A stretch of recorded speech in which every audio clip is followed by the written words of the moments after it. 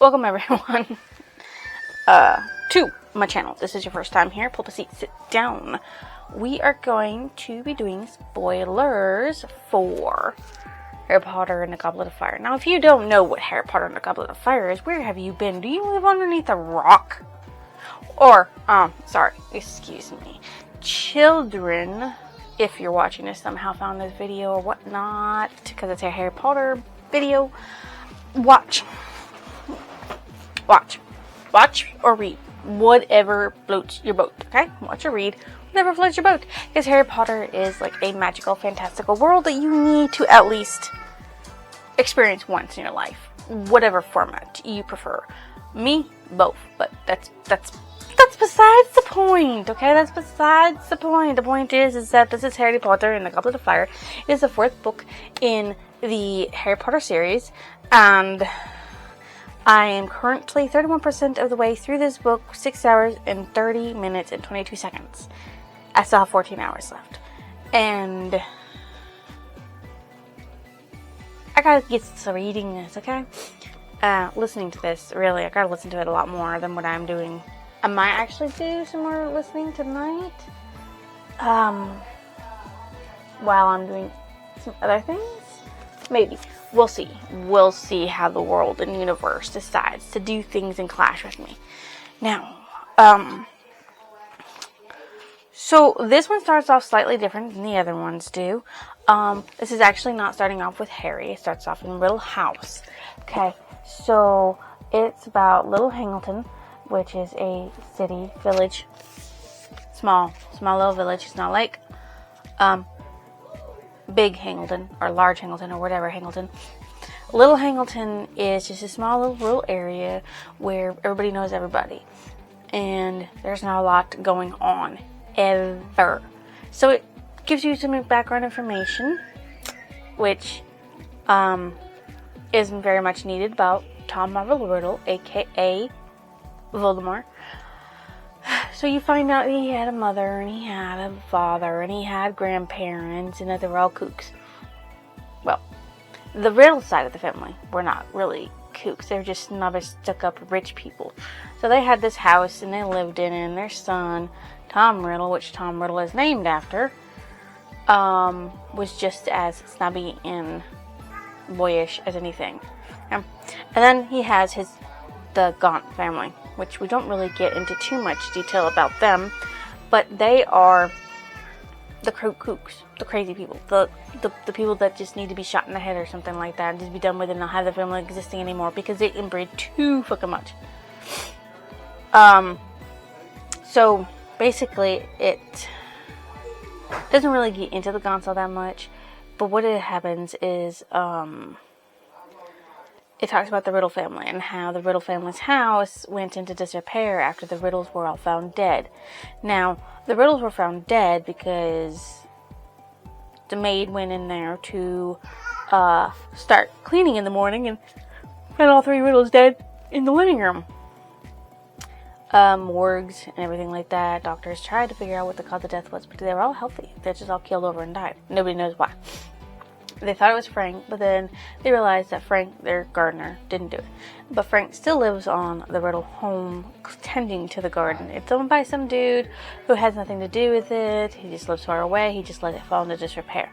Now, Frank, who is extremely old, gets up to go get a drink of water and notices that there's a light on in the Riddle home. Now, nobody lived in the Riddle home for years. So he goes to investigate, and he hears a conversation between this dude named Wormtail and my lord.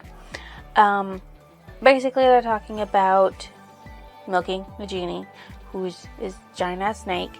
They're talking about the birth of Jokins and how they killed her and got information, and how they're trying to set up this ritual, and how they're going to have to kill one more person to get to Harry Potter,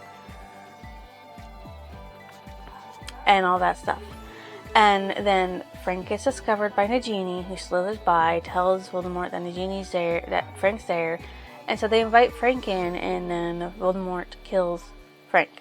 Harry wakes up, scar blazing. He saw it all, but he forgets the dream more than anything, and just remembers his scars like burning.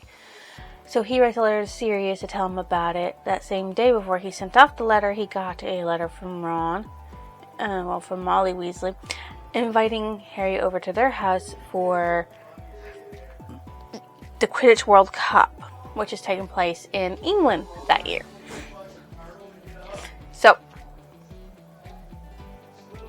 Harry Potter uses Sirius Black as a way to get what he wants, which is going to the Burrow to be with the Weasleys so he can go to the Quidditch World Cup. He also finishes writing his letter to Sirius and sends it off. So, they arrive, Mr. Weasley, Arthur Weasley, Fred and George, and Ron Weasley to pick Harry up, which is like fucking stupid. Why do they all need to go? It only really needed to be Mr. Weasley. The other three were unnecessary to going. It was more for the hijinks, I guess, which was unnecessary as well, in a way. Though I gotta say, the hijinks that Fred and George cause are pretty hilarious because they have these tongue toffees, which elongates the tongue until you reverse it with a counter charm. And so Fred drops a few of them, and Dudley gets a hold of one, and his tongue just goes out. Okay, but before all that happens, they get stuck in the chimney fireplace that the Dursleys have boarded up because they don't really use it. So they have to break that apart. So Mr. Weasley has to fix that, but then he also has to fix the Dudley's tongue. And when they get back, Molly's screaming at Fred and George about it. Yeah. I'm trying to figure out how I want to do this. So Harry meets Bill and Charlie and learns that Percy has a job at the Ministry under Mr. Crouch, who can't get his name right because he calls him Weatherby instead of Weasley, which, how could you get that mixed up? I don't know. There's a Wheeze and a Weather. There's just no way to get those mixed up. And the B and a Lee, I guess that's kind of easy to mess up, but not the Weather and the Wheeze. Just impossible, okay? So, Mr. Arthur Weasley, Bill, Charlie, Percy, Fred, George, Ron, Hermione, Harry, and Ginny are all going to the Quidditch World Cup. Molly is not. Why? I have no fucking clue why she didn't go.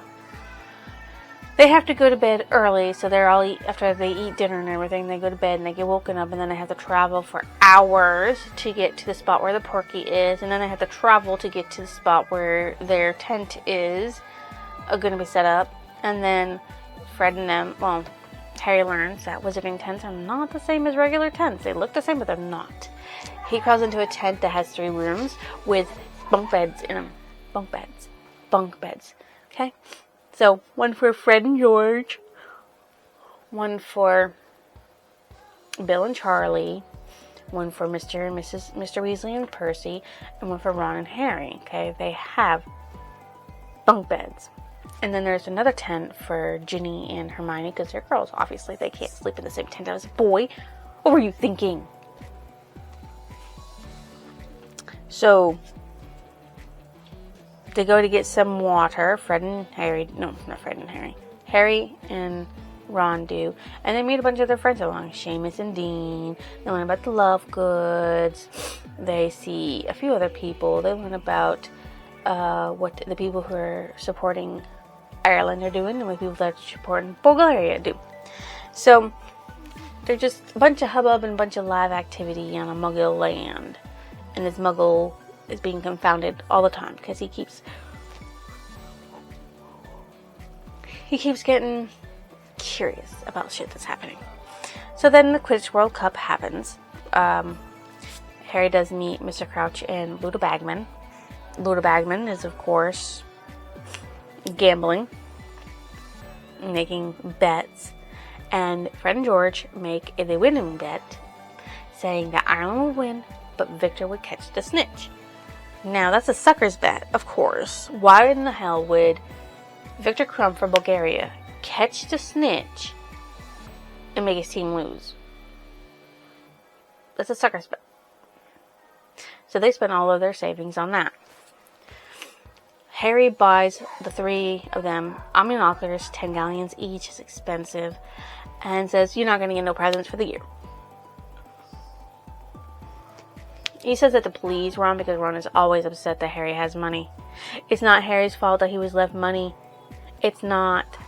Stop being upset at Harry for things that he can't control.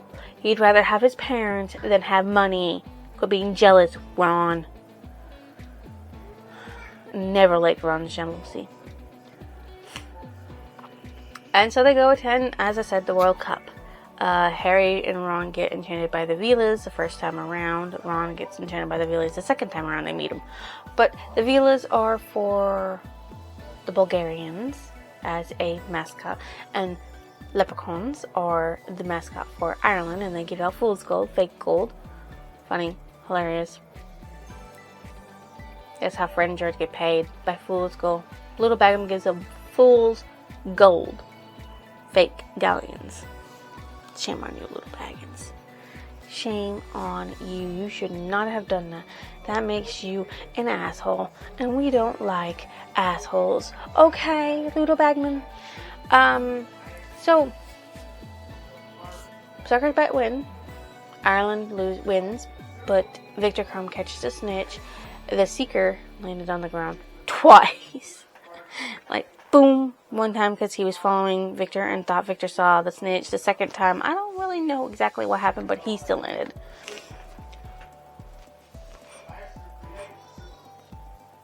Of course, Draco Malfoy was there with Lucius Malfoy and his mother, Narcissa Malfoy. There's also a house elf they meet there. Harry mistakes it for Dobby, but it's Winky. And Winky's holding a spot from Mr. Crouch, but Mr. Crouch never shows up. Little Bagman's a commentary for the whole game. Nothing else really to say about the Quidditch World Cup until they go to sleep, because they're going to leave in the morning. Because most games can last days or weeks, but it doesn't. It lasts one day. Couple hours. So, they go to bed, they get woken up by screams and everything. There's a bunch of masked men in robes throwing up muggles. Torturing them, having fun with them, marching through the camp. So, Harry, Fred, Ron, George, and Ginny and Hermione, they all flee into the woods while Bill, Charlie, Percy, and Arthur go to help the Ministry of Magic deal with that shit. Okay? They get separated. Fred, George, and Ginny get separated from Ron, Hermione, and Harry, of course. Of course. They run into Malfoy. Malfoy and them barter back and forth. Malfoy alludes to the fact that his father might be one of the Death Eaters. One of the Man in the Mask.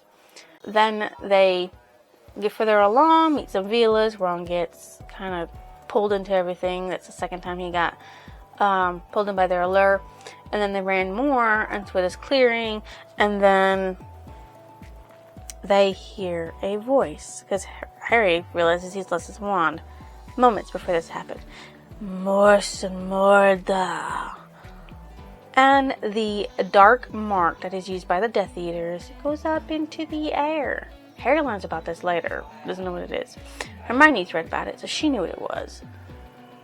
But Arthur tells Harry that was a dark mark that they put up whenever they were Death Eaters were going around killing people. So, yes, that ruined that. But they all go home. Molly's so happy that they're home. And she's crying about how, I'm sorry, Fred and George. The last thing I did was yell at you. I was so scared. Harry tells Hermione and Ron about the scar hurting. Him writing to Sirius. And that they're waiting for him to write back. That's my food. Also, if you can't tell, my hair is wet because I just had a shower. So, nothing really exciting happens other than that. They go get on Hogwarts Express. Nothing really happens besides Malfoy taunting them with him knowing what was going to happen at Hogwarts that year. And that was it, really. Colin tells Harry that his brother Dennis is starting. So, yay! Another Harry Potter fan. He also, Dennis Creevy, sat there and fell into the lake and was rocking Hagrid's moleskin jacket, which is freaking hilarious. The hat sings a new song, and Harry's like wowed by it because he's never been to the sorting besides the first one, which was his. So he never knew that the sorting hat did different sayings and stuff for the sorting. Then the announcement for the Triwizard Cup is being held at Hogwarts. In Bulgaria's Jumshang and Boxitom are going to be arriving in October. In October to... I think it's October. Be arriving. Yeah, because it's September. They arrive in October to be champions and have the 3 tasks. And only one of them can win, get 1,000 galleons, and be named Triwizard Champion. Now, they put a lot more rules and regulations in place because champions would die. And since they were 17-year-old Hogwarts students and other 17-year-olds, they had to put things in place to make sure they wouldn't die. And yes, you had to be 17 years or older to be able to put a piece of paper in the Goblet of Fire. Do you have to be the one to put your own name in the Goblet of Fire? Did they understand that you could do that? Does that happen? Yes. But before all that happens, actually, we have Mad-Eye Moody. Okay, so something does happen during the summer, and I forgot to mention it, but until now, Mad-Eye Moody, the day before they go to Hogwarts, gets called, the Aura's called, and the Muggles police called on him because he thought somebody was trying to get into his home. And he put a bunch of dustbins and animations, and Muggles saw him. So there was a big herod about that. Okay, so Mad-Eye Moody his teaching is a little off. He shows all 3 of the Unforgivables, Spooks, Neville, because of Neville. We don't think at this time we should know, but I do, obviously, because I've read and watched the movies. But anyways, Spooks Neville. Ron actually has talked about the Imperious Curse because his father should know about it. Harry gets told about, Neville knows about the Crucius Curse, and Harry knows about the Death Curse. So he demonstrates all 3 of them on a spider. And then the next time they have a class with him, he actually uses the Imperial on them so they can recognize whether or not they're being told what to do. And Harry fights it and almost wins against it.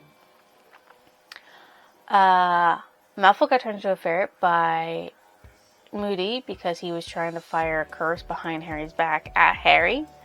Because he didn't like the way they were talking, because Malfoy was picking on Ron's family. So Harry started picking on Malfoy's family because of Narcissa that he'd seen for the first time. So there's a tit for tat for that. And right now that's where we're at. Moody was just teaching Harry. Well, Moody was just teaching about the Imperious Curse, and all that. Also, Harry got a letter back from his godfather. And it said his godfather was coming because it was bad that he had a scar hurting, and that there were all kinds of other signs that were saying that something bad was going to happen, and that Dumbledore would know what to do, so go to him if your scar started hurting again. And Harry wrote a letter back trying to tell him, don't come, my scar didn't actually hurt, I was probably just half asleep. Don't worry about it.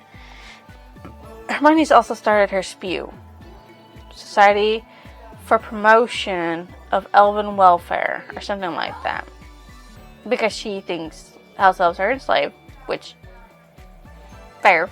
They don't get paid, they don't get pension, they don't get time off, and then they get told if they that they can't wear actual clothes and that they can hurt themselves if they get punishing themselves. I mean, like, Dobby was horribly mistreated.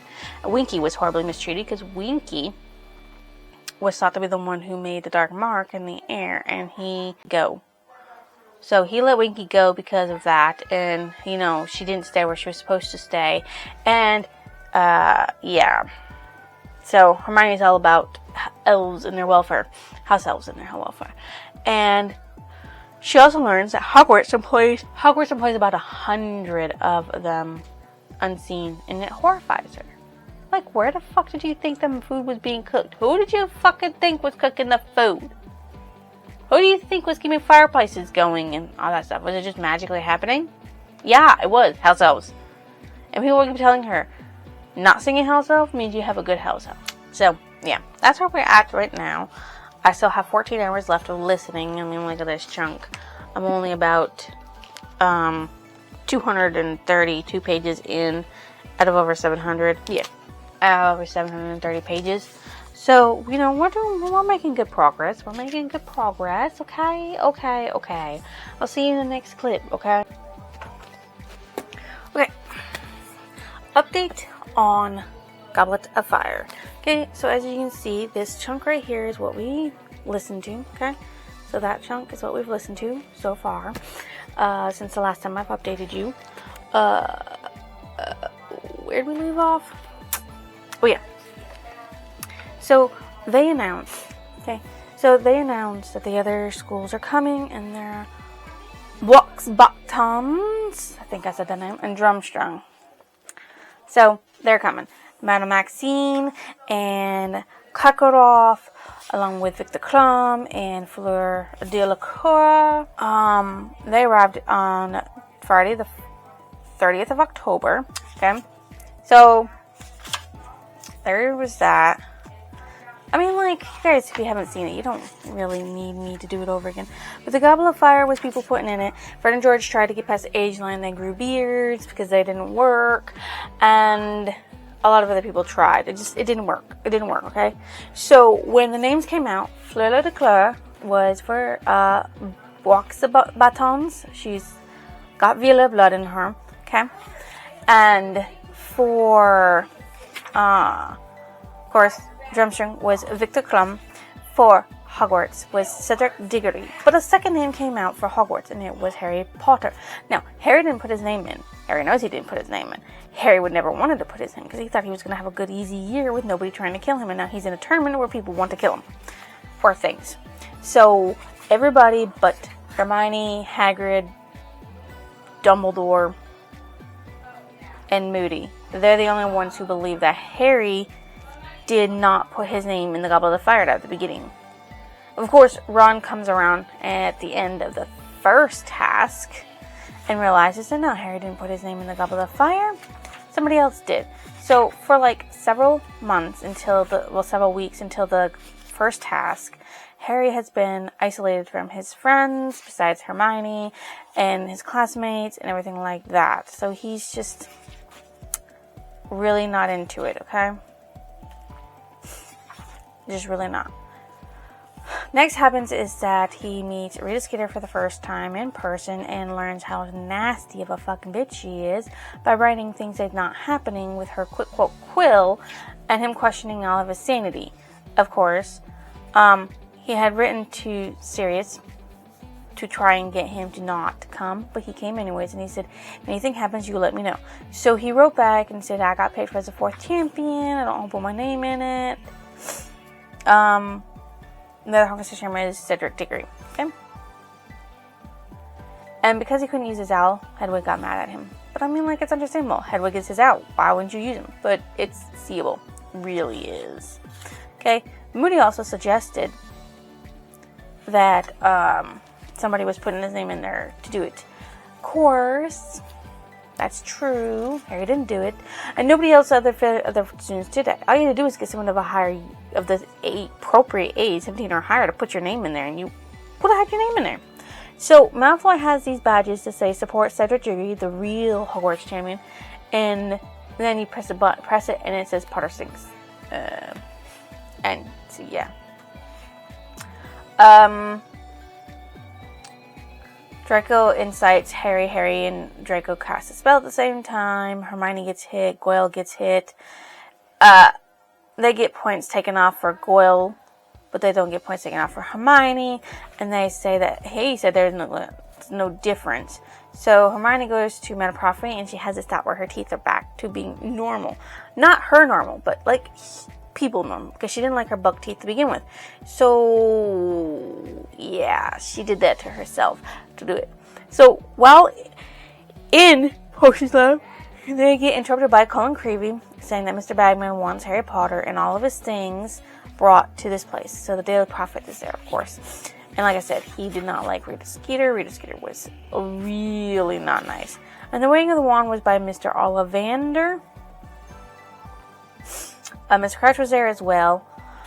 Yes, so the Liqueur had a wand that had Vila, half from a Vila, half from the head of a Vila, her grandmother.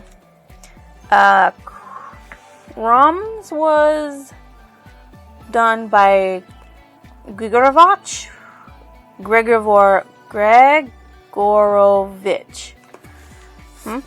And then Cedric's and Carrie's are, of course, from the normal spew. So, he says, we need to talk face to face. Sirius sends a letter back saying we need to talk face to face. 10 o'clock, November 22nd. No, 1 o'clock at November 22nd. We can talk then. So, yeah. Harry says that he'll be able to meet him. The article came out and Rita hated it. And it's just terrible. He met Cho. He has a little crush on her, of course, and he gets interrupted while he's trying to walk somewhere, and it's Cho trying to get back a pen. She says, good luck on Tuesday. Hagrid, well, they go to Hogsmeade. Harry doesn't want to go by him. Well, he doesn't want to go when people see him, so Hermione thinks that's ridiculous. But Rita Skeeter is in Hogsmeade, and she doesn't want people to know she's there. Hagrid finds out that he's there because his eye can see through invisibility cloaks. So Hagrid says, I need you to meet me 10 o'clock tonight. I've got something to show you. And he's like, well, I'm supposed to go 12 o'clock. I'm supposed to see Sirius at 1. So I hope it's not something else. So he arrives at Hagrid's about 12 o'clock, and Hagrid says, put the cloak on and follow me. And he leads him to where Madame Maxie is staying. Madame Maxie says, hi, it is a time. And so he leads the two of them to an enclosure where there are 4 dragons. 4 of them. Now, there are the Hungarian Horntail, the common Welsh Green, a Swedish Short Snout, and a Chinese Fireball. Okay? So the dragons are there, and the champions are supposed to get around them. Of course, Charlie's like, you shouldn't have brought Madame Maxine, because the champions aren't supposed to know. And as Harry's walking back, he stumbles into Karkaroff. So he figures out that Madame Maxine will tell Fleur, Karkaroff will tell Krum, Harry knows. Someone didn't know is Cedric. So there's that. He tells Hermione about and how the dragons and that, all that stuff. Yeah. So he goes to see Sirius first before he tells Hermione about the dragons. And they speak. And Sirius warns him that Karkaroff used to be a Death Eater, and the only reason why he's not in Azkaban prison was because he listed names and names. And he doesn't know if Karkaroff is part of it or not. And also that Bertha Jorkins went missing. And it's very likely that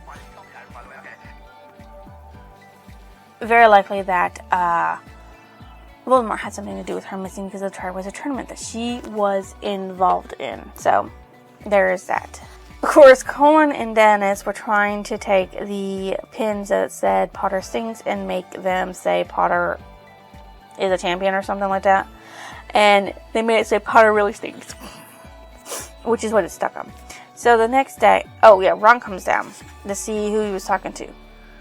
And they still get a tiff, so they're still separated. So,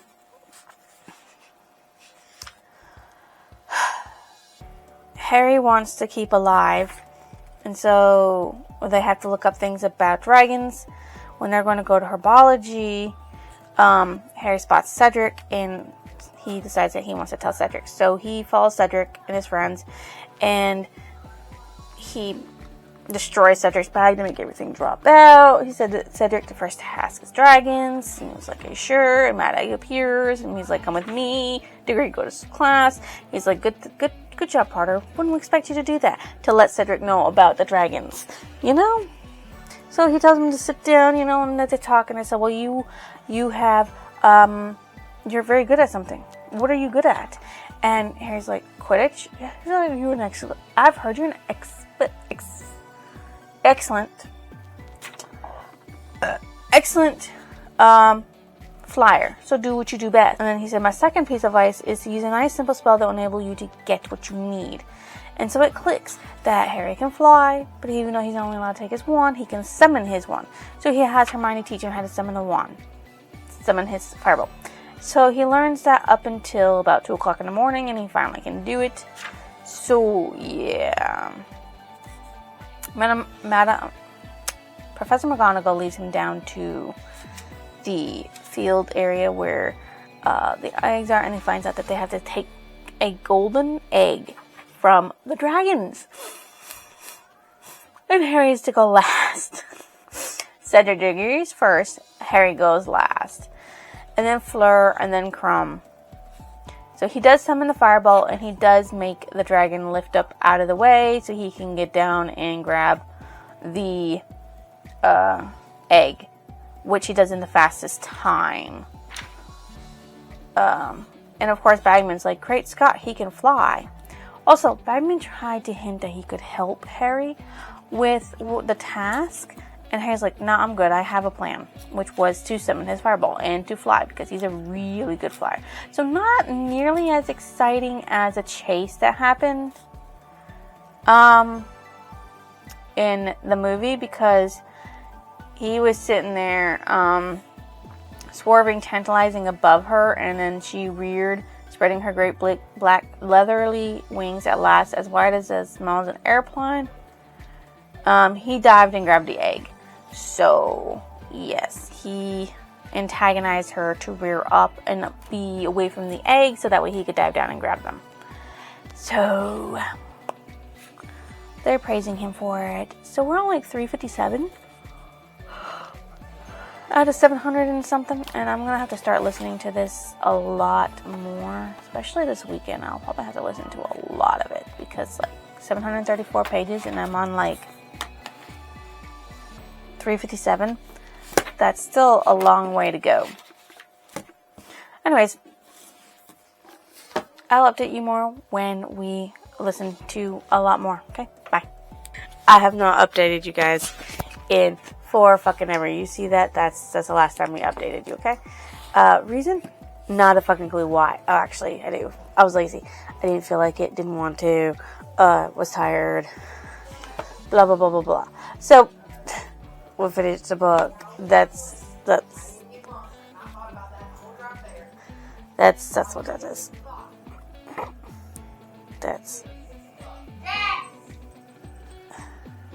They put in the goblet of fire. Okay, so he gets his score after sorry, I have a little cold right now. So he gets his score, and after he gets healed by Mana Pomfrey for the little burn he's got, and they were happy for it. And he tied with Crumb and Victor. Charlie was very happy about it, and everything. There are a lot of things that go on in this book. I don't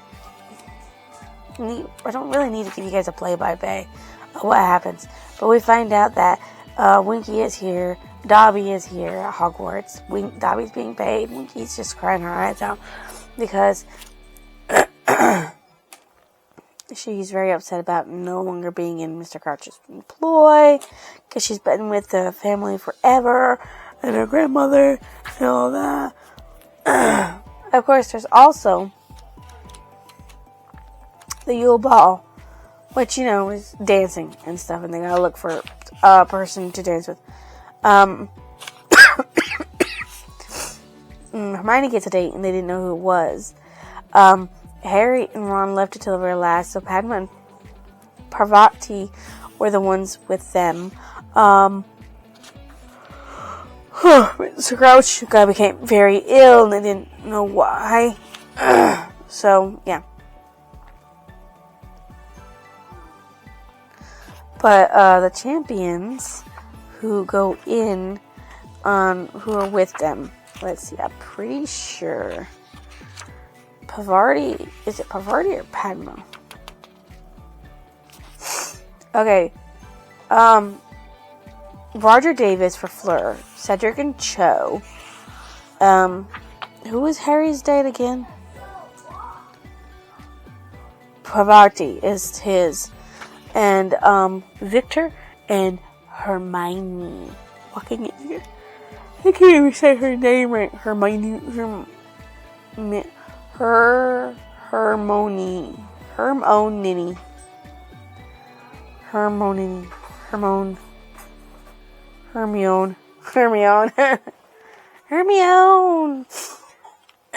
So, they dance and everything, and then, yeah, it's just a ball. Yay, lots of stuff happens. They overhear Hagrid and Madame Maxine talking, and Hagrid actually let slip that his mother was a giant and that he's half giant. And then an article comes out talking about it, and it really upsets him, so that Professor Grimmy-Planks comes back to be care magical creatures, thanks to Rita Skeeter's scoop. So he has the egg from it, and he doesn't know what to do with it, but eventually he goes and does what he needs to do, which is basically Cedric tells him, go take a bath. Go take a bath, is what Cedric tells him. So he goes to take a bath in the Perfect's bathroom and puts the egg under water, because Myrtle helps him out with that. And he finds out that he has to recover something that they took that he would sorely miss. Of course, there's a bunch of mad stuff going on because he realizes that the mer people were the ones that are going to take it. And as he's going home, he almost gets caught by Filch. And Professor Snape comes out because somebody stole from his stores. And then Professor Moody comes along and sees Harry and then, stops Harry from being caught and takes him Medora's map. So make sure he doesn't get trouble. And then he's like, oh, you can see people on this. So he takes it to make sure Harry can't see that. Because he wants it. Of course, I know. If you don't know, well, he's not a good guy. So the second task, he has to swim underwater to get to the group of people, and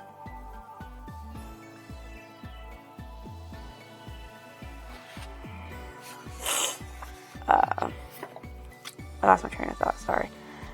They have to get their hostage, which is basically somebody that they'll sorely miss. So, for Crumb, it's Hermione. For Cedric, it's Cho. For Fleur, it's her little sister, Gabriella. And for Harry, it's Ron, which is fucking weird and shit. Harry's the first one to arrive because Dobby gives him gillyweed. The movie shows it being Neville, but it's really... really Dobby that gets him the gillyweed. So, he gets there first. He wants to take them all, but he can't. Cedric comes, frees Cho, then Crumb comes, frees Hermione, and they both take off. And then Harry frees the other one, Gabriella and Ron. And Fleur is extremely thankful for that. She likes it. And then I think Harry's tied with Victor. No, Cedric in this one.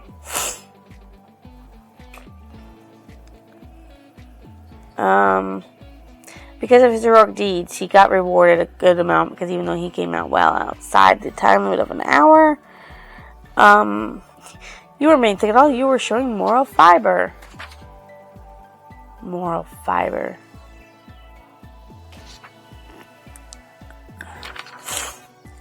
But yeah, it makes him land with that. So Padfoot returns. he's sitting in a cave, and they talk and discuss things about it. They go back to talk to Winky about Mr. Crouch, because he's been sick.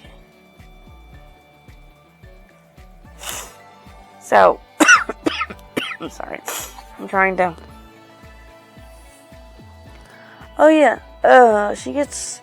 The Daily Prophet is, talking about all kinds of things.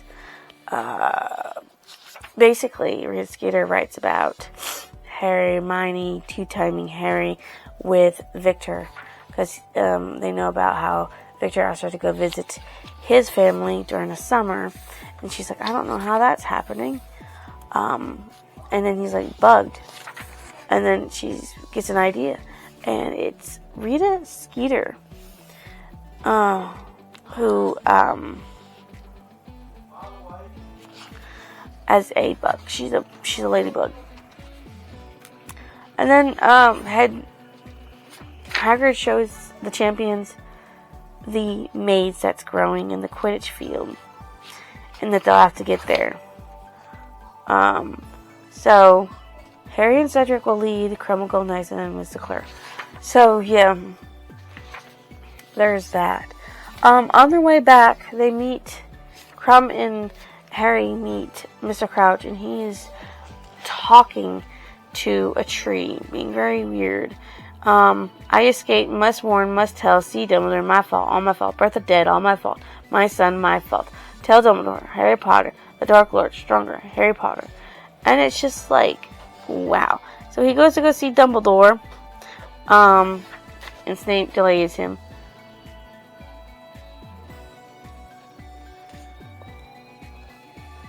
And then they lead the way.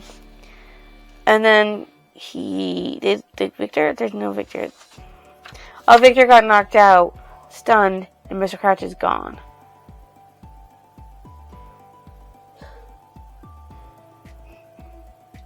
So, yeah.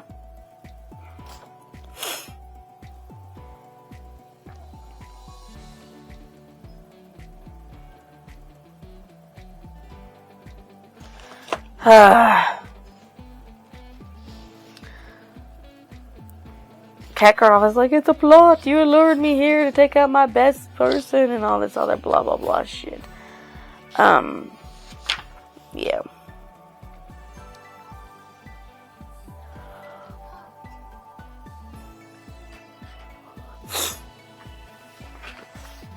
So yeah, there's that.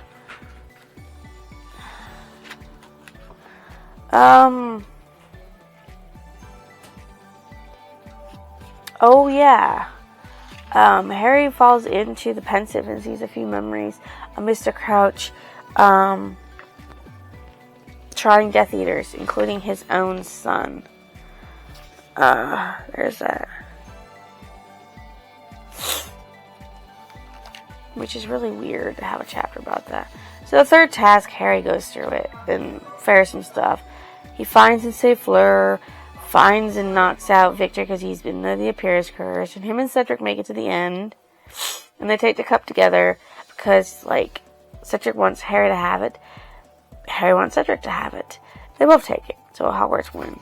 Yay. And they're porkied away. They're porkied to a cemetery, and in that cemetery, Cedric Diggory dies because Voldemort tells him to kill the Spare. He's tied to a stone. So Harry's tied to a stone gravestone. An angel's Rupert's gravestone. And of course he's already got an injured leg, so it's really hard for him to do anything. Pettigrew comes around with a cauldron, drops the baby, puts the baby thing down, then he sits there and does a ritual. You made it too spicy. Yeah, I'm sorry. I know that because about that spiciness, it's taking me way more. Uh-huh. I'm not finished eating. Don't ask me a again. Shove it on your mouth at one time. Huh? No. My mouth will burn up. You put too much spiciness. Yes, go out there, finish eating, or you're never gonna finish.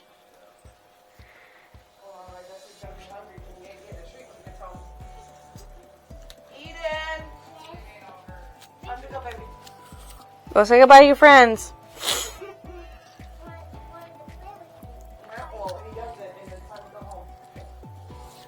So, the ritual calls for bone of the father, unwillingly given, flesh of the servant, willingly given, blood of the enemy, unwillingly given, and he collects the bone from the graveyard that Harry's sitting on top of, cuts his own arm off, not the one with the dark mark, but the other arm, and then takes blood from Harry, puts it all in a cauldron, dumps Voldemort's body into it, and then Voldemort's resurrected. Voldemort calls back the Death Eaters, talks to them a lot, rewards Peter with a silver arm, and then unties Harry, gives him back his wand, has Peter Pettigrew do it, and then they duel.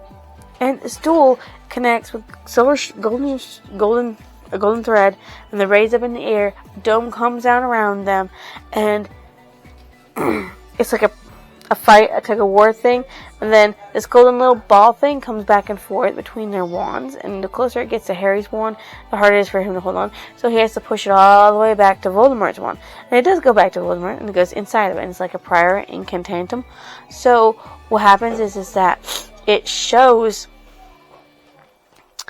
the last victims. So out came Cedric, and then the old guy Frank, then Bertha Jorkins, and then Lily Potter, and then James Potter, not Harry Potter. And they're like, hold on, we can linger for a moment after the connection is broken, get back to Hogwarts, we'll protect you. And so he breaks it. Anyways,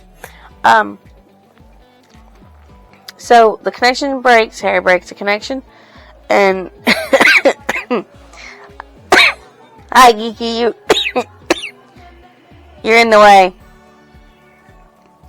So, Kiki, get out of the way. I'm recording. Go away.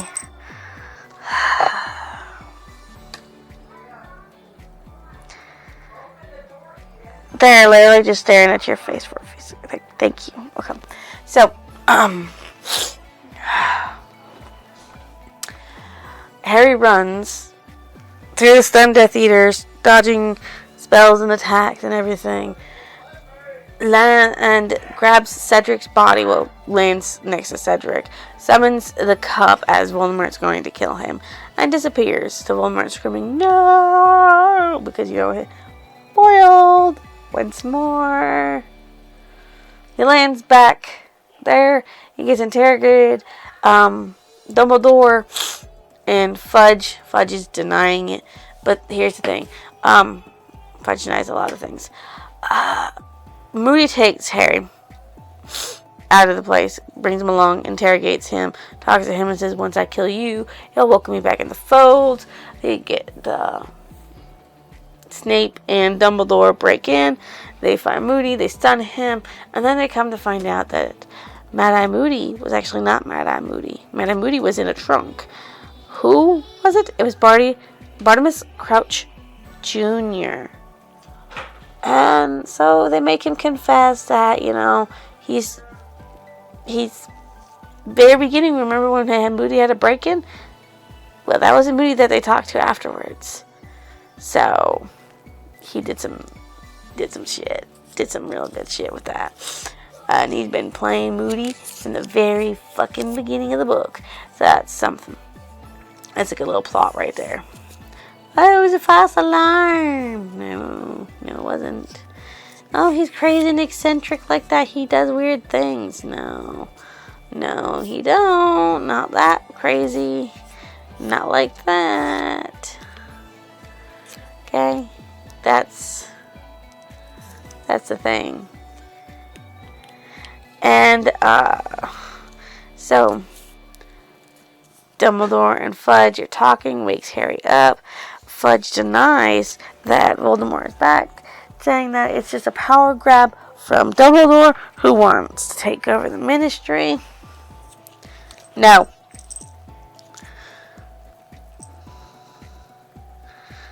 And all that stuff.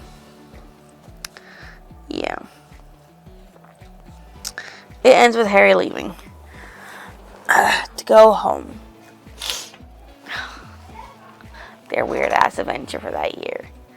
Okay, so my favorite character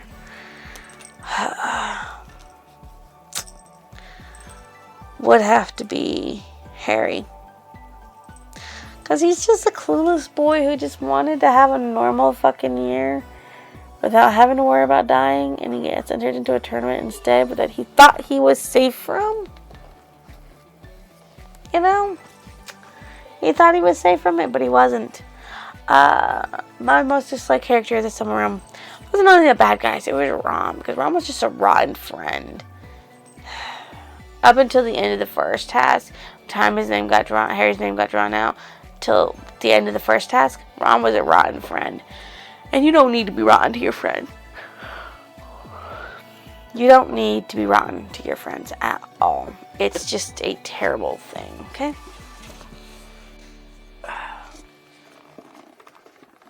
My cat turned you. So annoying. What's not as memorable? It just was a little more convoluted and a little more thought out, a little more planned, a little more action going on, and a little more of everything just piling up. And three tasks were challenging, even for 17-year-olds. I really don't have a favorite passage, and nor do I really have a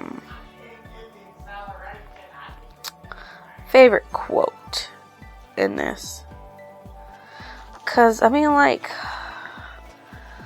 this is stuff you really just need to read as you're growing up and not reread. Because even though I do love the Harry Potter world or the Harry Potter verse, there's a lot of plot holes in these that just you could poke at very easily.